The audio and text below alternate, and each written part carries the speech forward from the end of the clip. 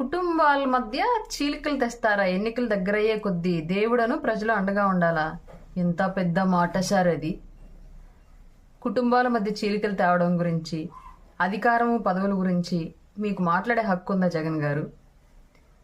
తండ్రి చనిపోయాడని తెలిసి కూడా, అతని వల్లే నీకు రాజకీయ భవిష్యత్తు, ఇవాళ రాష్ట్ర భవిష్యత్తు నీ చేతిలోకి వచ్చిందని తెలిసి కూడా నీ కేసులకి ప్రథమ ముద్దాయిగా మీ తండ్రి పేరు చేర్చి, నేను కాదు ప్రథమ నేరస్తుడిని, చచ్చిపోయిన నా తండ్రి వైఎస్ఆర్ అని చెప్పేసి క్రైమ్లో మీ నాన్నగారి పేరుని A1గా చేర్చిన మీ కుటుంబం మధ్య మీకు మించి చీలికలు తెచ్చేవాళ్ళు ఎవరైనా ఉన్నారా సార్?